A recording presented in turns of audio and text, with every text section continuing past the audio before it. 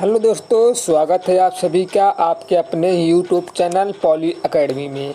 तो दोस्तों, कैसे हैं आप? आई होप आप लोग बहुत अच्छे होंगे। और आज हम लोग स्टूडेंट मैथ का क्लास करने वाले हैं। यानी कि कल हम जो महामैराथन का क्लास कर रहे थे तो हमारा महामैराथन का क्लास किसी कारणवश अपने आप यानी कि कट हो गया।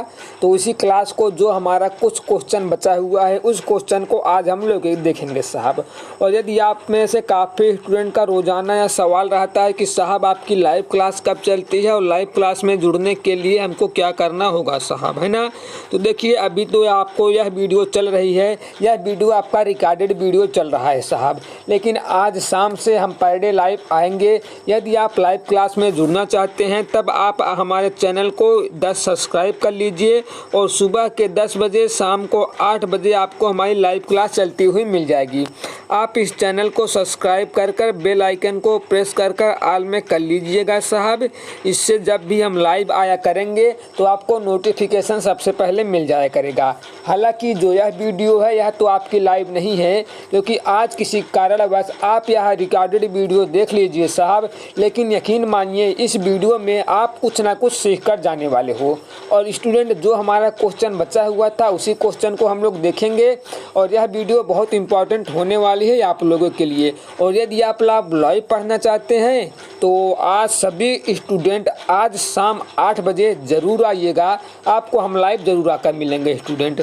तो चलते हैं, ये सब क्वेश्चन मैंने करा दिया है। यदि आप लोगों ने नहीं देखा है तो देख लीजिए, कल की क्लास में यह सब क्वेश्चन मैंने करा दिया था स्टूडेंट, है ना। यानी कि हम इसी क्वेश्चन पर थे और इसी क्वेश्चन पर हम सॉल्व कर रहे थे स्टूडेंट। और इसी क्वेश्चन के बीच में हमारा लाइव सेशन कट हो गया था, जिसके वजह से हमारा यह क्वेश्चन पूरा नहीं हो पाया था। तो मैं इस क्वेश्चन को सॉल्व कर देता हूं स्टूडेंट, और सभी स्टूडेंट अच्छे से देखते रहिए। और यदि आपका राइट आंसर आ रहा है तो कमेंट में बताते रहिए स्टूडेंट, है ना। इस टाइम यानी कि जब आपकी यह क्लास चल रही होगी मैं भी आपका क्लास देख रहा हूँगा। हालांकि उस समय मैं भी चैटिंग कर सकता हूँ, क्योंकि उस समय मैं भी क्लास देख रहा हूँगा, क्योंकि उस समय मैं क्लास ले नहीं रहा हूँगा साहब, है ना। तो आप समझ सकते होंगे। और पहला क्वेश्चन हमारा यानी कि आज का पहला क्वेश्चन है साहब, उसका तो आई थिंक 7वां या 6ठा क्वेश्चन है। कह रहा है कि यदि किसी भिन्न के अंश और हर में 1 जोड़ा जाए तो वह 4/5 हो जाता है, और उसके अंश और हर में 5 घटा दिया जाए तो वह भिन्न 1/2 हो जाती है। तो यह प्रारंभिक भिन्न हमसे पूछ रहा है साहब, है ना। तो देख लीजिए इसका सलूशन कैसे करते हैं। मैंने प्रश्न को थोड़ा सा छोटा कर दिया है साहब, और मैंने प्रश्न को छोटा कर कर अब एक काम आप और कर दीजिए साहब कि मैं इसके ऑप्शन को इरेज कर दूं, है ना। मैं इसके ऑप्शन को इरेज कर दे रहा हूं साहब, क्यों? जिससे मुझे सॉल्व करने के लिए स्थान मिल जाए। उसके बाद मैं ऑप्शन को विजिबल कर दूंगा, आप लोग टेंशन ना लीजिएगा साहब। अब देखिए पहले हमारा क्या कहा है। कह रहा है कि किसी भिन्न के अंश और हर में 1 जोड़ा जाए। तो मान लीजिए वह जो हमारा भिन्न है मैं उसको मान लेता हूं कि साहब हमारा भिन्न x/y है ना। अब इसमें क्या रहा है, यदि इसके अंश और हर में 1 जोड़ दिया जाए। यदि अंश में भी हम 1 जोड़ देते हैं और हर में भी 1 जोड़ देंगे साहब, तो यह जो हमारा भिन्न है यह हमारा 4/5 बन जाता है साहब, है ना। अब यह हमारा 4/5 बन जाता है। तो आप इसको सॉल्व कर लीजिए, यानी कि क्रॉस गुना करके साहब, है ना। जब आप क्रॉस गुना करेंगे आपका यहाँ पर हो जाएगा 5x प्लस का आपका हो जाएगा 5 इक्वल टू आपका हो जाएगा 4y और प्लस का हो जाएगा साहब 4, है ना। इतनी बातें आपको समझ में आ गई होंगी।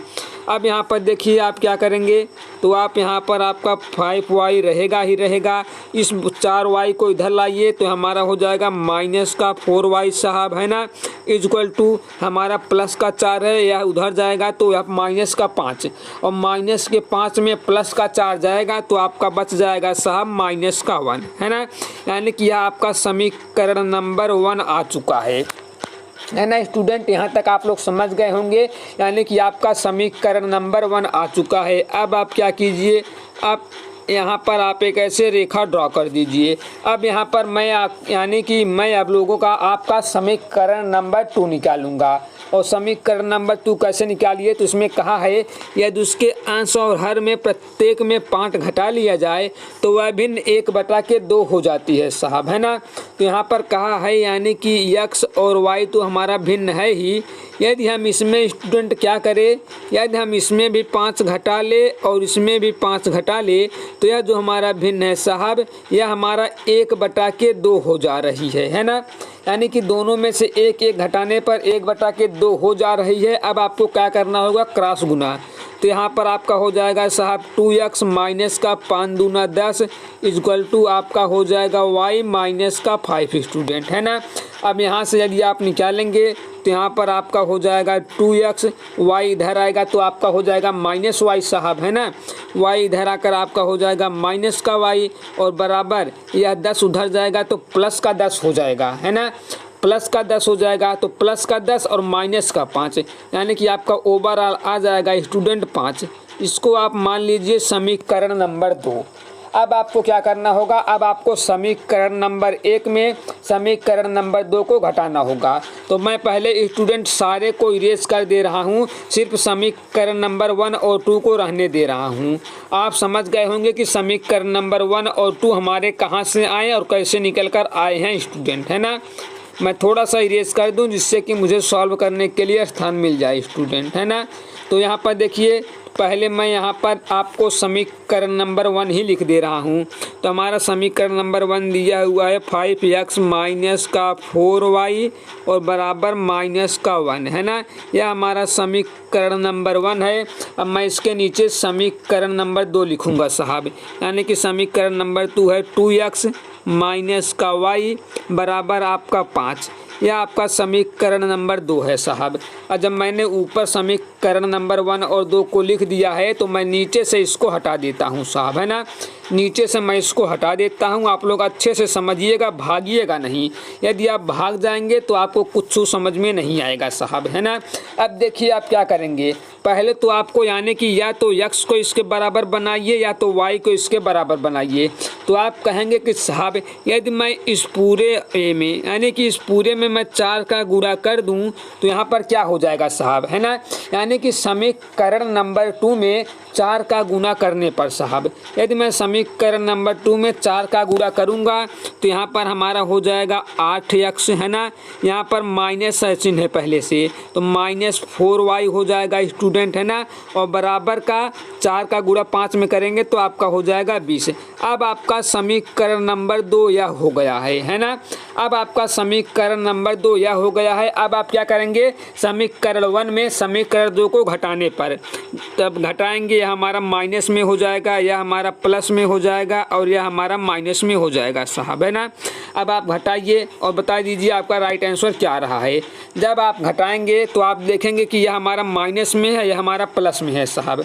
यानी कि माइनस और प्लस हमारा हो जाएगा माइनस, तो यह हमारा यानी कि इसमें से इस घट जाएगा, हमारा हो जाएगा माइनस का 3x साहब, है ना। और यहाँ पर देखेंगे माइनस का 4y प्लस का 4y काटे कुट, है ना। अब आप इस माइनस चिन्ह को ना देखिए, जब आप घटा रहे हैं तो आपका यह प्लस हो चुका है साहब, है ना। तो हमारा यह हमारा कट जाएगा और बराबर में हमारा क्या बचेगा, तो आप देख रहे हैं माइनस का 20 और माइनस का 1, यानी कि आपका टोटल हो जाएगा माइनस का 21 साहब। 27 मैं क्यों लिख रहा हूँ स्टूडेंट, माइनस का 21 हो जाएगा। अब देखिए माइनस से आपका माइनस कट जाएगा, है ना। माइनस से माइनस कटा, 3 से 21 कटा 7 बार में साहब, यानी कि x का वैल्यू आपका निकल कर आ चुका है साहब 7। अब आपका x का मान 7 निकल कर आ चुका है। अब आप क्या करेंगे, अब आप x के वैल्यू को समीकरण नंबर 2 में रख दीजिए साहब, है ना। यानी कि यहाँ पर जो हमारा समीकरण नंबर 2 है इसमें आप x का मान रखिए। आप चाहे इसमें रखिए, चाहे इसमें रखिए, चाहे समीकरण नंबर 1 में रखिए, सभी से आ जाएगा। लेकिन समीकरण नंबर 2 इस वाले में यदि आप रखेंगे तो आसानी के साथ सॉल्व हो जाएगा। तो मैं इसी पर रख दे रहा हूँ, यानी कि यह हमारा है साहब 2x माइनस का y बराबर 5, है ना। यह हमारा समीकरण नंबर 2 है ना। अब इसी में मैं x के स्थान पर 7 लिख रहा हूँ साहब, तो हमारा क्या हो जाएगा, यह हो जाएगा 2 × 7 माइनस का यहाँ पर रहेगा y, एक सेकेंड, यहाँ पर y रहेगा स्टूडेंट, मैंने 4 क्यों लिखा है, यहाँ पर y रहेगा, तो माइनस का y बराबर आपका हो जाएगा 5, तो यह 7 दूनी हो जाएगा साहब 14, यह हो जाएगा 14 माइनस का y बराबर आपका हो जाएगा 5। अब यहाँ से आप देखेंगे यह आपका 14 रहेगा ही, 5 को इधर लाएंगे -5 हो जाएगा, और y को उधर भेज दीजिए, उधर जाकर प्लस में y हो जाएगा साहब, है ना। अब आप देखेंगे क्या, तो आप देखेंगे 14 में से 5 को घटाइए साहब, तो 14 में से 5 को घटाने पर आपका 9 5 14, यानी कि आपका y क्या मान आ चुका है साहब 9। अब हमसे पूछा है कि वह भिन्न है ना, हमसे भिन्न का मान पूछा है, तो हमने भिन्न को क्या माना था स्टूडेंट, तो यहाँ पर आप देखेंगे हमने भिन्न को x बटा y ही माना था साहब, है ना। भिन्न को हम लोगों ने x बटा y माना था, तो x का मान यहाँ से देख लीजिए, जहाँ पर मैं पेंसिल यूज़ कर रहा हूँ, x का मान यहाँ पर हमारा 7 आया है, तो x का मान मैं लिख दूंगा 7 साहब, और बट्टा में हमारा y है, तो y का मान यहाँ पर देखिए जहाँ मैं पेंसिल यूज़ कर रहा हूँ, y का मान हमारा 9 आया है, तो मैं y का मान 9 रख दूंगा, यानी कि वह हमारा जो भिन्न है साहब वह हमारा 7/9 है ना। यदि आप चाहे तो इसको ऑप्शन से भी कर सकते से साहब, है ना, आप चाहे तो इसके ऑप्शन में से भी कर सकते से, उससे भी आपका राइट आंसर आ जाता। तो देख लीजिए 7/9 हमारा जिस ऑप्शन के साथ जा रहा होगा वही हमारा राइट आंसर हो जाएगा। तो 7/9 आप देख रहे हैं कि आपका ऑप्शन नंबर सी के साथ जा रहा है, तो इसका option number C will be right हो जाएगा स्टूडेंट, है ना। आई थिंक यह क्वेश्चन आपको समझ में आ गया होगा, कुछ नहीं था, यानी कि जो जो आपसे कहा गया है सिर्फ और सिर्फ मैंने वही किया है और कुछ नहीं किया साहब, है ना। यानी कि जो हमसे कहा गया था वही किया है और आपका राइट आंसर आ गया है। तो चलिए साहब, आप लोग एक बार क्या कीजिए, इस वीडियो को लाइक शेयर कर दीजिए स्टूडेंट, आप लोगों के लिए बहुत मेहनत होती है, आप सभी स्टूडेंट वीडियो को लाइक शेयर ज़रूर कीजिएगा साहब। तो चलिए आ चुके हैं अपने अगले क्वेश्चन पर, और देख लीजिए अगला क्वेश्चन आपका क्या कह रहा है स्टूडेंट। तो यहाँ पर आप देखेंगे आपका अगला क्वेश्चन क्या कह रहा है, यदि किसी भिन्न के अंश में 20% की वृद्धि और उसके हर में 5% की कमी कर दी जाए तो नई भिन्न का मान 5/2 हो जाता है, तो भिन्न है ना। यानी कि तब हमसे भिन्न का मान पूछ रहा है, और यह प्रश्न पॉलिटेक्निक के 2003 के एंट्रेंस एग्जाम में पूछा गया था, तो आप सभी स्टूडेंट के लिए यह बहुत ही उपयोगी होगा साहब। और यदि आप देखेंगे इसका सलूशन बहुत हार्ड नहीं होगा साहब, बहुत लेंदी प्रोसेस में नहीं होने वाला है। पहले तो आपको उस भिन्न का मान नहीं पता, तो आप भिन्न को x बटा के y मान लीजिए साहब।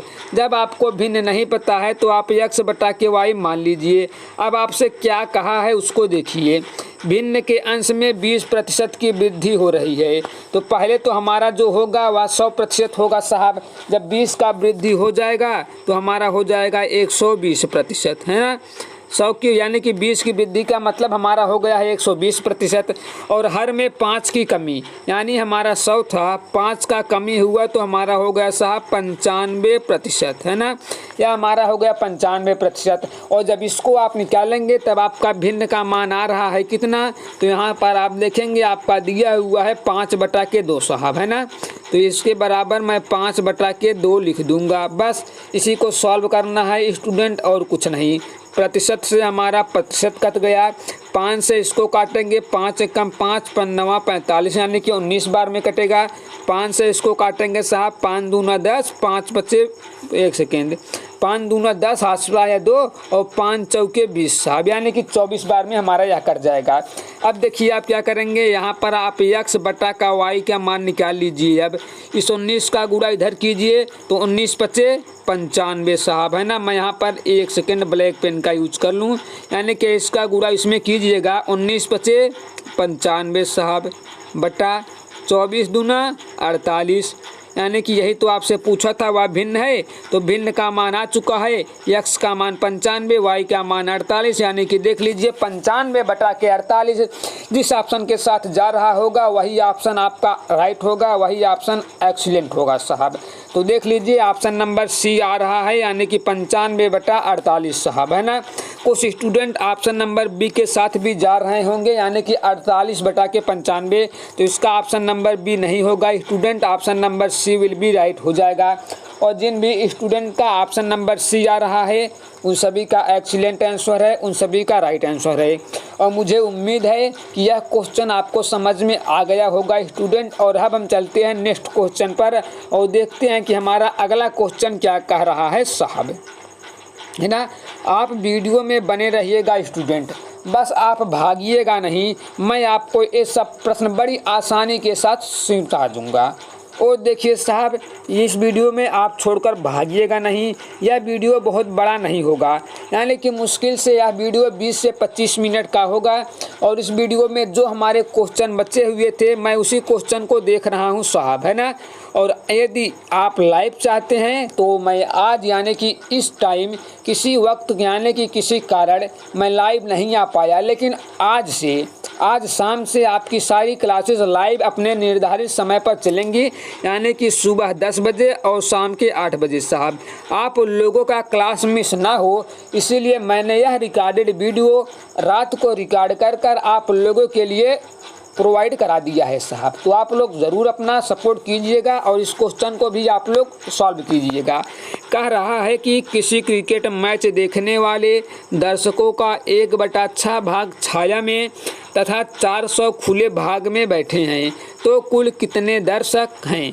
यानी कि कुल दर्शक पूछ रहा है, जबकि 1/6 भाग छाया में हैं और खुले में 4000 यानी कि 4000 लोग खुले में बैठे हैं।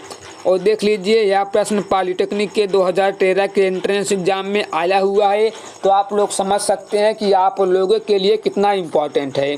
और जिन भी स्टूडेंट का इसका आंसर आ रहा होगा वह अपना सॉल्व कर दीजिए और सॉल्व कर आंसर देते रहिए, क्योंकि जब यह वीडियो आपको यानी कि प्रीमियर में लगाया हुआ रहेगा उस टाइम मैं भी इस वीडियो को देख रहा हूँगा स्टूडेंट।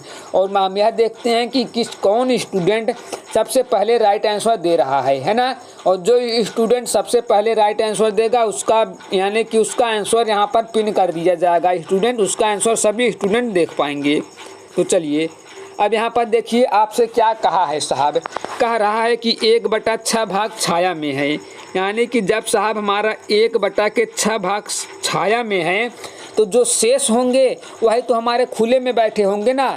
ऐसे मानिए आपके पास मान लीजिए आपके स्कूल में आपके विद्यालय में 50 स्टूडेंट हैं, है ना। जब 50 स्टूडेंट हैं, यदि हमारे 20 स्टूडेंट यानी कि 20 स्टूडेंट हमारे रूम में बैठे हैं तो कितने स्टूडेंट ग्राउंड में बैठे हैं, तो यानी कि 20 स्टूडेंट रूम में बैठे हैं, तो जो हमारे शेष स्टूडेंट बचे वही तो हमारे ग्राउंड में बैठेंगे साहब, है ना। तो यहाँ पर आप समझ गए होंगे, यानी कि जब 1/6 भाग स्टूडेंट छाया में बैठे हैं तो जो इसका शेष भाग होगा यानी कि वही शेष स्टूडेंट यानी कि छाया में नहीं बैठे होंगे, यानी कि जब 1/6 छाया में बैठे हैं जो शेष स्टूडेंट होंगे वही तो हमारे खुले में बैठे होंगे। अब इसका शेष निकालने के लिए मैंने क्या बताया था, नीचे वाले में ऊपर वाले को घटा लेना है ना। यहाँ पर आपका निकल कर आ जाएगा स्टूडेंट शेष, यानी कि जब भी आपका शेष निकालना हो तो नीचे वाले में ऊपर वाले को घटा कर लिखना है, और जब भी आपका वृद्धि निकालना हो तो नीचे वाले में ऊपर वाले को जोड़ कर लिखना है। मैंने आपको कई दफ़ा बताया हुआ है और आपको यह समझना भी होगा। तो शेष निकालने के लिए यानी कि नीचे वाले में से ऊपर वाले को घटाएंगे, आपका हो जाएगा 5 और बट्टा में हमारा हो रहेगा 6 ही साहब। अब कई स्टूडेंट मैं आपको ऐसे भी यहाँ पर आप समझ सकते हैं, मान लीजिए आपके पास 6 स्टूडेंट हैं, है ना। मान लीजिए 6 स्टूडेंट टोटल हैं और एक स्टूडेंट छाया में बैठा हुआ है, तो कितना स्टूडेंट खुला में बैठा रहेगा, तो आप कहेंगे कि 6 में से 5 स्टूडेंट खुला में बैठा रहेगा, है ना। यानी कि जब 6 स्टूडेंट में से एक हमारा छाया में है तो 6 में से 5 स्टूडेंट धूप में होगा स्टूडेंट, यानी कि खुले भाग में होगा। तो चाहे आप ऐसे कर निकालिए यानी कि नीचे वाले में से ऊपर वाले को घटा दीजिए, आपका ऊपर वही रहेगा और नीचे आपका वही आ जाएगा, ऊपर घटा कर लिखेंगे। अब देखिए यह जो हमारा आया हुआ है स्टूडेंट, मैं यहाँ पर इसको इरेज कर दूँ। चलिए साहब, तो यहाँ पर आप देखेंगे आपका आया क्या है, तो आपका आ चुका है साहब 5/1 सेकेंड ज़्यादा तो चलिए साहब, यानी कि आप देखेंगे आपका आया हुआ है 5/6, है ना। यह आपका शेष भाग आया हुआ है साहब। ये वैल्यू हमारा भाग में है, यानी कि इतना भाग लोग खुले में बैठे हुए हैं, जबकि खुले में बैठने वालों की संख्या दिया हुआ है 4000। तो मैं इसके बराबर स्टूडेंट 4000 लिख दूंगा, है ना।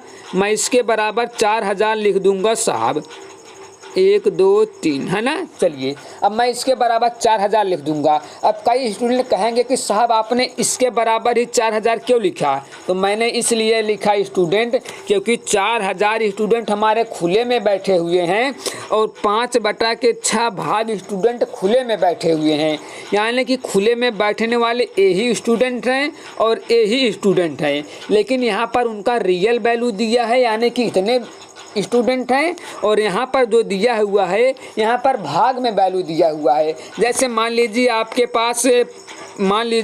पास स्टूडेंट 1000 रुपये हैं, तो इसका मैं यदि मान कहूँ 1/2 कितना होगा, तो इसका जो 1/2 होगा वह आपका 500 होगा, है ना। यानी कि यह जो 500 है यह रियल वैल्यू है और जो 1/2 है यह भाग वाली वैल्यू है साहब। तो उसी तरह से यहाँ पर भी दिया गया है, यानी कि यहाँ पर देखिए, यहाँ पर जो हमारा 5/6 है यह भाग वाली वैल्यू है, जबकि जो हमारा 4000 है यह रियल वाली वैल्यू है। दोनों हमारे खुले भाग में बैठे दर्शकों की संख्या है, तो मैंने बराबर कर दिया। अब देखिए यहाँ से क्या करेंगे, 5 से इसको काट दीजिए, 5 8 40, 2 0 आपका और आ गया। यहाँ पर कुछ नहीं बचा हुआ है 1, और इस 6 को इधर गुणा कीजिए साहब उसमें। जब 6 का गुणा उसमें करेंगे 8 छंग 48 हो जाएगा साहब, 48, 2 0 और है तो 0 0 मैं सटा दूंगा। यानी कि स्टूडेंट यहाँ पर देखिए जो हमारा आया हुआ है 1 डिनोट करता है आल वैल्यू को, है ना। यानी कि 1 डिनोट करता है स्टूडेंट आल वैल्यू को, इसको भी आप लोग ज़रूर याद कीजिएगा,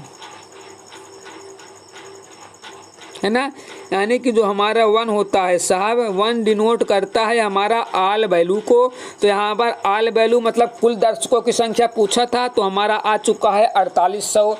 तो देख लीजिए 4800 किसके साथ जा रहा है, तो ऑप्शन नंबर सी के साथ जा रहा है। और जिन भी स्टूडेंट का ऑप्शन नंबर सी है उन सभी का एक्सीलेंट आंसर है, उन सभी का राइट आंसर है।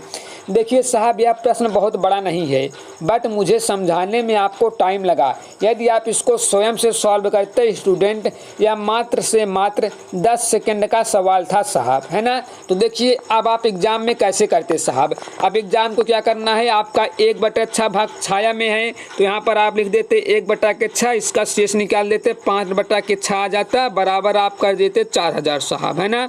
इससे इसको काट देते 800 बार में, यहाँ पर लिखते 1 और इस 6 का गुणा इधर करते 8 छंग 48, 2 0 और सटा देते, ऑप्शन नंबर सी को गोलियाकार आ जाते, आपका आंसर राइट हो जाता। और यदि आप यूपी से हैं तो आपको 4 नंबर मिल भी जाता स्टूडेंट, है ना। यानी कि इतना इजी था, इतना कम समय में, लेकिन मुझे टाइम इसलिए लगता है क्योंकि मुझे आपको समझाना भी रहता है। यदि मैंने जिस तरह से अभी यहाँ पर किया, यदि मैं ऐसे कर देता तो आप समझ ही ना पाते, है ना। जब आप समझ ही ना पाते तो मेरे पढ़ाने का क्या मतलब स्टूडेंट। इसलिए मैं आपको सारी चीज़ें फुल एक्सप्लेन कर कर बताता हूँ और आप लोगों को, ताकि अच्छे से समझ में आ जाए। तो सभी स्टूडेंट अपना सपोर्ट ज़रूर कीजिएगा। और यह प्रश्न पॉलिटेक्निक के 2013 में पूछा गया था। तो चलिए चलते हैं नेक्स्ट क्वेश्चन पर, देख लेते हैं कि हमारा अगला क्वेश्चन क्या कह रहा है साहब। तो यहाँ पर आप देख सकते हैं कि अगले क्वेश्चन को आप कई स्टूडेंट को यह पता भी होगा सॉल्व करना। यानी कि कह रहा है कि रानी मुखर्जी अपनी कुल यात्रा का समान हिस्सों में 40, 30 तथा 15 किलोमीटर प्रति घंटा की चाल से तय की, तब यात्रा के दौरान औसत चाल होगा साहब। यानी कि यहाँ पर 3 चालें आपका दिया हुआ है और तीनों चालों का औसत पूछा है। अब देखिए कई स्टूडेंट, इसका फार्मूला यहाँ पर भी यह हो जाएगा साहब, यानी कि 3xyz बट्टा में आप लिखेंगे xy प्लस का yz प्लस का zx साहब, है ना। आप लोग इसी फार्मूले पर लगाएंगे तो अच्छी बात है। इस फार्मूले से यह आंसर आपका आ जाएगा साहब, है ना। इस फार्मूले से भी आंसर आएगा, लेकिन आपको बहुत पापड़ बेलना पड़ेगा, मतलब यानी कि बहुत आपका टाइम जाएगा। तो मैं आपको इस फार्मूले से पहले बताऊंगा, है ना। इस फार्मूले से पहले आपको बताऊंगा और आपको सिखाऊंगा, और उसके बाद मैं इसका इतना खतरनाक ट्रिक बताऊंगा कि आप कम समय में और बिना झंझट के यानी कि बिना पापड़ बेले हुए इसका राइट आंसर ला सकते हैं साहब, है ना। यानी कि जब आपका देखिए, जब आपका दो दूरी दिया हो तो आपका होता है 2xy बट्टा में x प्लस वाई, है ना। तो जो हमारे दो दूरी के लिए होता है उस पर भी आपका ट्रिक लग सकता है, लेकिन दो दूरी के लिए आपका यह फार्मूला ही सुटेबल हो जाता है। आप फार्मूले से ही कर सकते हैं, यानी कि फार्मूले से कम प्रोसेस में हो जाता है। चाहे तो आप उसको ट्रिक से भी कीजिएगा, आपका आंसर राइट ही आएगा।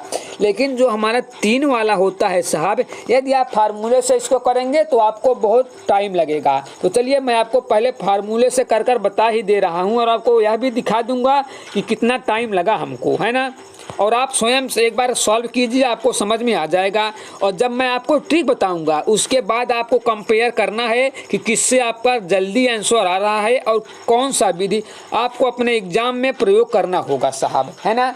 तो पहले आपका यहाँ पर फार्मूला मैं लिख दूँ। फार्मूला होता है साहब 3xyz बट्टा में आपका होगा xy प्लस का yz प्लस का zx साहब, है ना। यह आपका होता है ट्रिक यानी कि फार्मूला। अब आप x को 40 मान लीजिए, y को 30 मान लीजिए, z को 15 मान लीजिए। अब इसी पर रखकर आपको सॉल्व करना होगा स्टूडेंट। तो यहाँ पर देखिए मैं कलर यूज पे चेंज कर लूँ, यानी कि यहाँ पर आपका 3 दिया हुआ है तो मैं 3 लिखूँगा।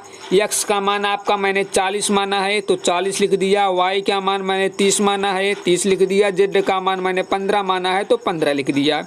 अब हमको लिखना होगा बट्टा में साहब। अब देखिए मैं बट्टा में क्या लिखूंगा। पहला हमारा है xy, तो x मैंने माना है 40 को, y माना है 30 को।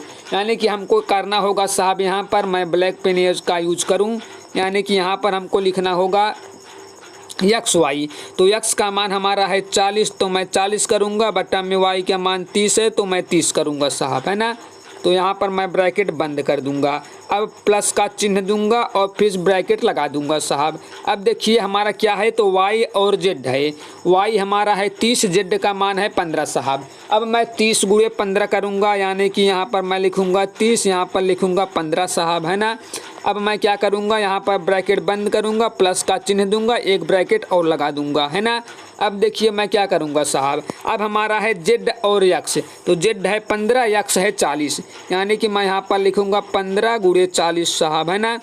अब यहाँ पर देखिए इतना करेंगे आप लोग। अब आपको इसी में तो पापड़ बेलना होता है सब चीज़ें। तो यहाँ पर ऊपर, यहाँ पर देखिए मैं अब यहाँ से सॉल्व कर रहा हूँ, है ना। अब मैं यहाँ से सॉल्व कर रहा हूँ स्टूडेंट। तो आप ऊपर क्या लिखेंगे, आप ऊपर लिखेंगे 3 गुणे 40 गुणे 30 गुणे 15, है ना। ऊपर ए लिखेंगे और बट्टा में आप लोग क्या लिखेंगे स्टूडेंट, तो बट्टा में यहाँ पर आप देख सकते हैं, आप इसका गुणा कीजिए 4 तिहाई 12, है ना। 4 तिहाई 12, 2 जीरो आप सटा देंगे, प्लस का चिन्ह देंगे, 5 तिया के 15 तिया, सॉरी 15 है तो 15 तिया आपका हो जाएगा स्टूडेंट 45, 1 जीरो और सटा देंगे, 1 जीरो है, प्लस का चिन्ह देंगे। अब 15 चौके 60 हो जाएगा स्टूडेंट, 1 जीरो और सटा देंगे। अब देखिए कई स्टूडेंट होते हैं ऊपर वाले वैल्यू को गुणा करने लगते हैं, तो आप लोग ऊपर वाले वैल्यू को गुणा ना कीजिए। क्यों, जब हमारा ऊपर वाला वैल्यू कटने ही वाला है तो उसमें हम गुणा कर अपना दिमाग क्यों ख़राब करें स्टूडेंट, है ना। तो यहाँ पर देखिए आपका क्या हो जाएगा, ऊपर वैसे ही रहने देते हैं 3 गुणा 40 गुणे के 30 गुणे के 15, है ना। और बट्टा में हमारा कितना आ जाएगा, तो सबको जोड़िए, 12 6 18, 18 4 2250 और है, यानी कि 2250 साहब, है ना। यानी जोड़ने पर आपका आ जाएगा 2250 स्टूडेंट। अब आपको इसी को तो कट पिट करना है और कुछ नहीं करना है, यानी कि इस 40 वाले 1 जीरो से इसका जीरो 1 चला गया, 15 से इसको काटेंगे, 15 का स्क्वायर होता है, यानी कि 15 15 में 225 हो जाएगा। अब 15 से 30 को काट दीजिएगा साहब 2 बार में। अब यहाँ पर देखिए क्या बचा हुआ है, आपका बचा हुआ है 3 गुणे, 1 सेकेंड मैं कलर चेंज कर लूँ, यहाँ पर रेड का यूज करता हूँ। चलिए आपका बचा हुआ है 3, फिर मैं यहाँ पर गुणा दूंगा, यहाँ पर एक 4 भी बचा हुआ है, सिर्फ मैंने 0 काटा है, 4 बचा हुआ है तो 4 लिख दूंगा। और यहाँ पर 1 2 बचा हुआ है, यानी कि 15 से 30 को 2 बार में काटे थे तो 1 2 बचा हुआ है ना। अब इसी को सॉल्व कर दीजिए, 3 चौके 12 दूना 24, यानी कि आपका आ रहा है साहब 24 किलोमीटर, है ना। यानी कि आपका यहाँ पर आया हुआ है 24 किलोमीटर प्रति घंटा।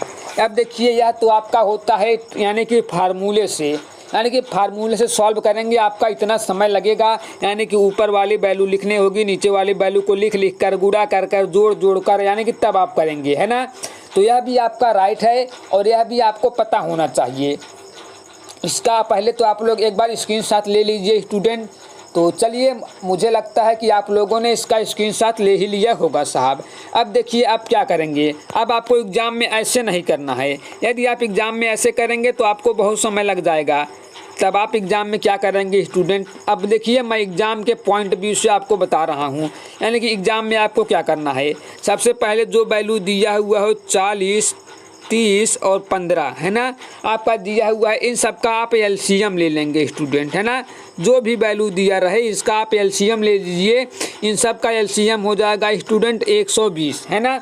इन सब का एलसीएम आपका हो जाएगा 120। अब देखिए अब क्या करेंगे, तो आप क्या करेंगे, ऊपर लिखेंगे साहब 3 गुणे एलसीएम, है ना। 3 गुणे एलसीएम लिखना है, तो एलसीएम का मान 120 है, तो मैं 3 गुणे 120 लिख दूंगा साहब। अब देखिए बट्टा में क्या करना है, यानी कि बट्टा में पहले 40 से इसमें भाग दीजिए, यानी कि 40 से 120 कितने बार में कटेगा, तो 40 से 120 हमारा 3 बार में कटेगा, तो मैं नीचे 3 लिख दूंगा, प्लस का चिन्ह दूंगा, है ना। यानी कि 40 से जितने बार एलसीएम कटे वही लिखना है बट्टा में, प्लस का चिन्ह के साथ।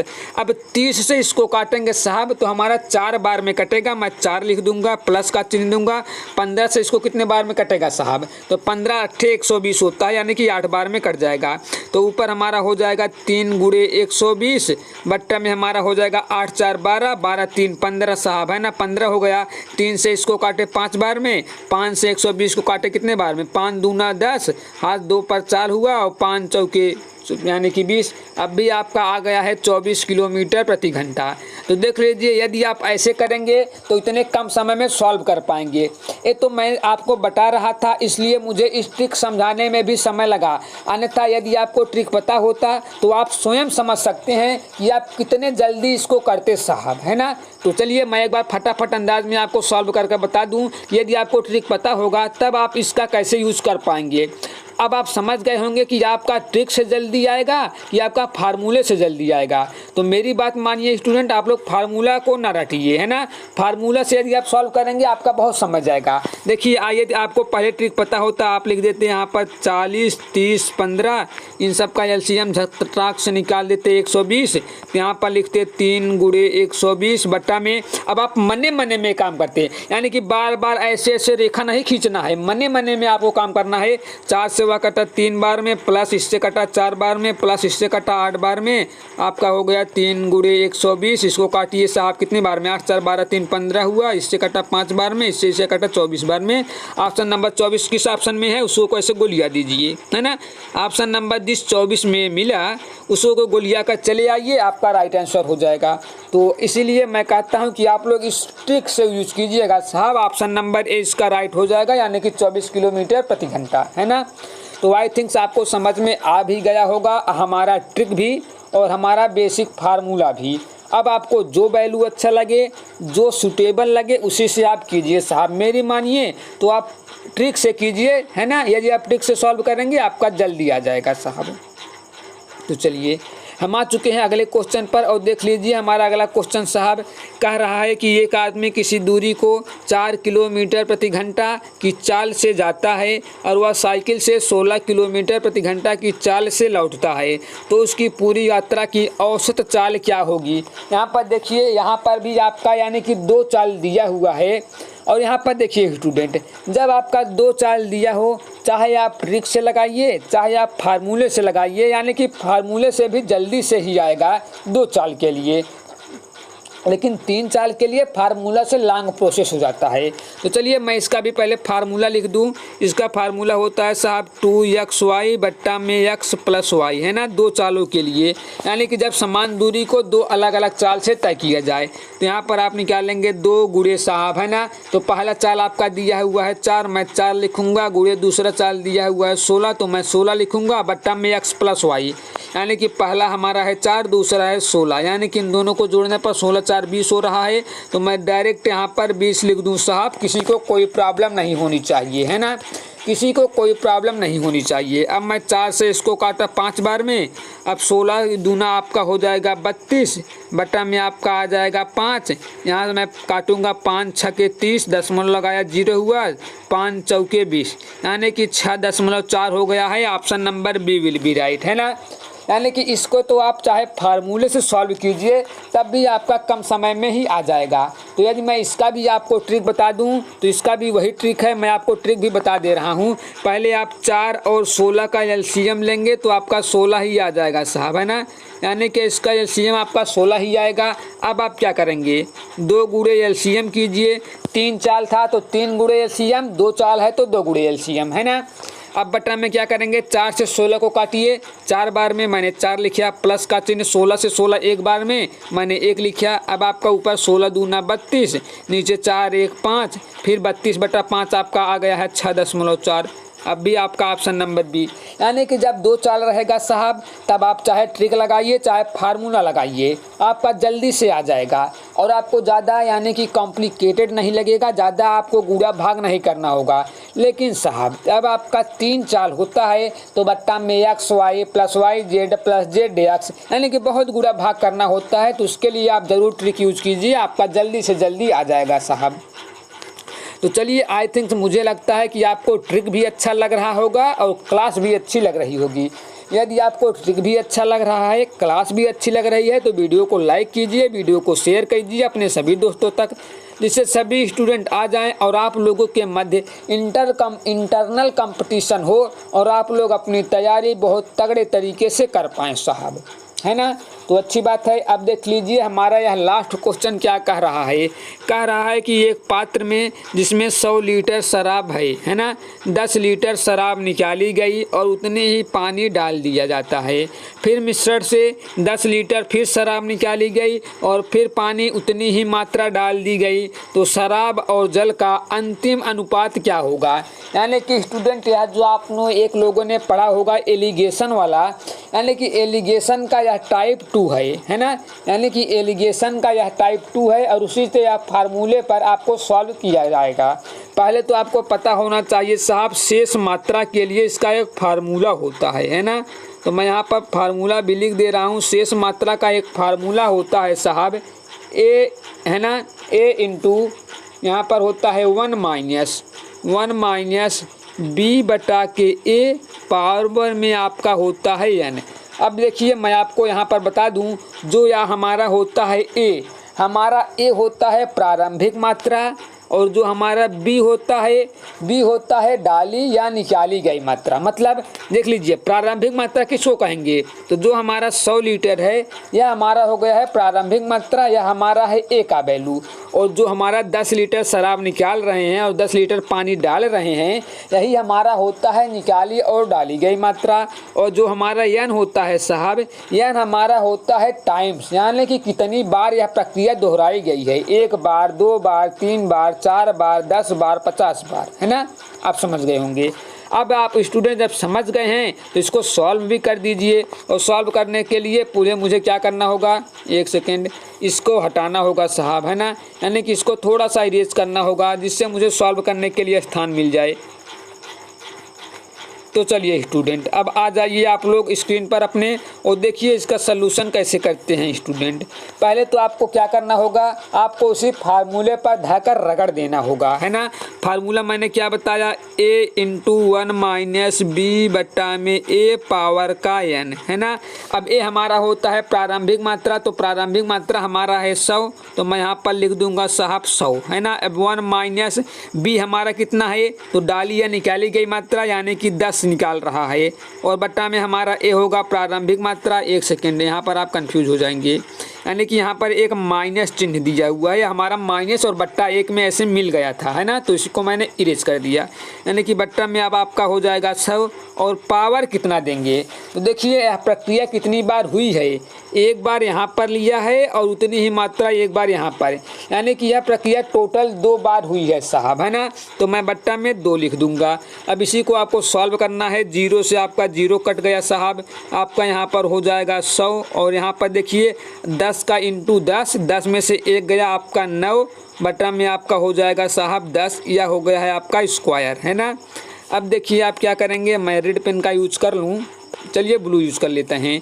यानी कि यहाँ पर आपका हो जाएगा साहब 100 इंटू, अब देखिए 9 का स्क्वायर 81 हो गया साहब, बट्टा में 10 का स्क्वायर 100 हो गया साहब। 100 से 100 आपका कट गया, आपका आ गया है 81।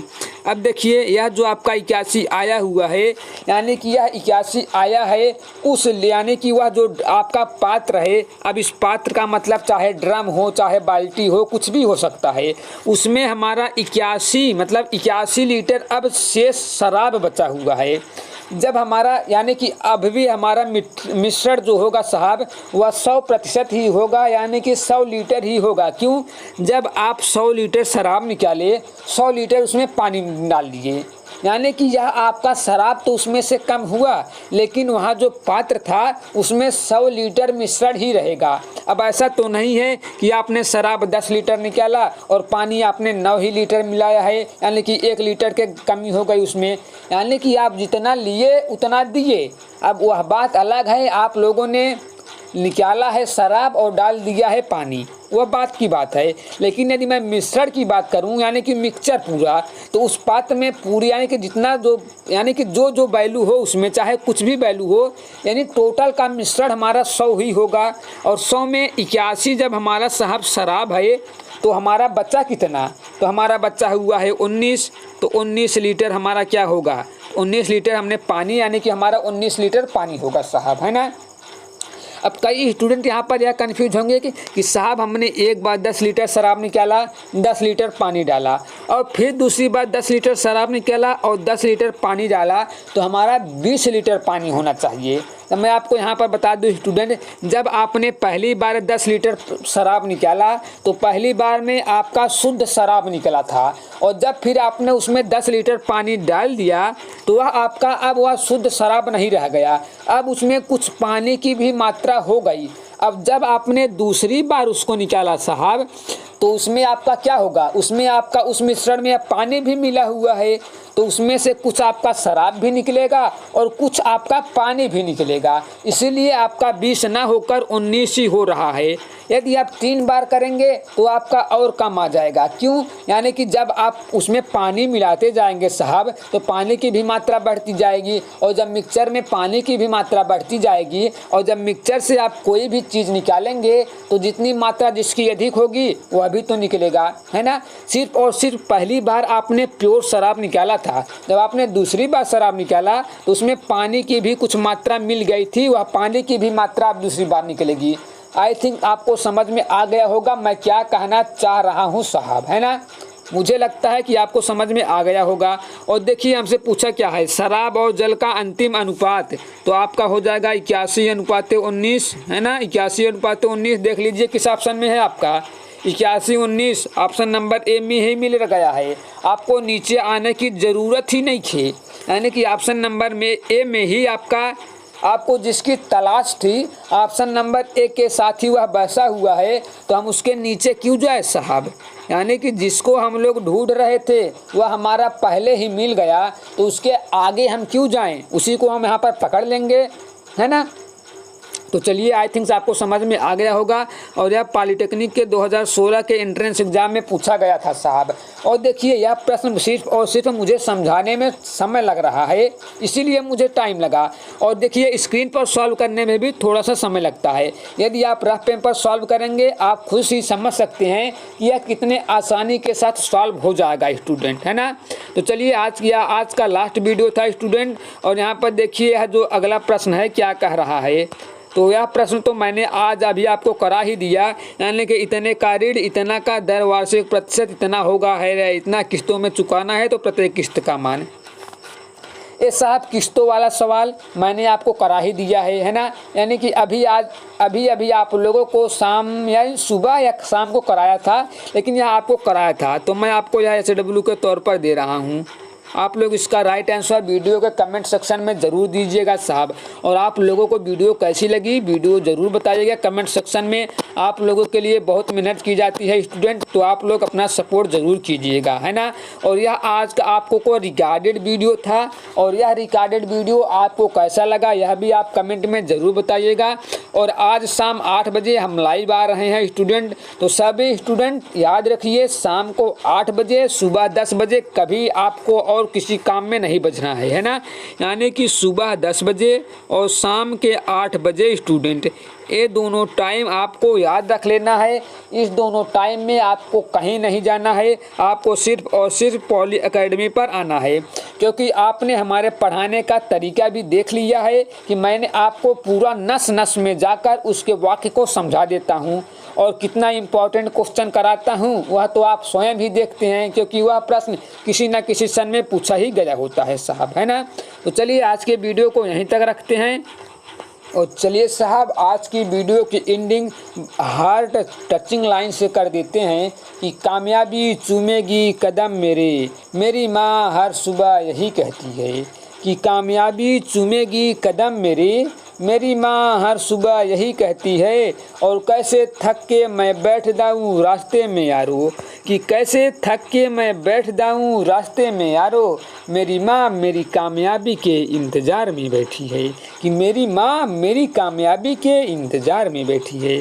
तो चलिए गाइज मिलते हैं शाम की क्लास में लो भी लाइव के साथ। तो पढ़ते रहिए, आगे बढ़ते रहिए, तब तक के लिए धन्यवाद।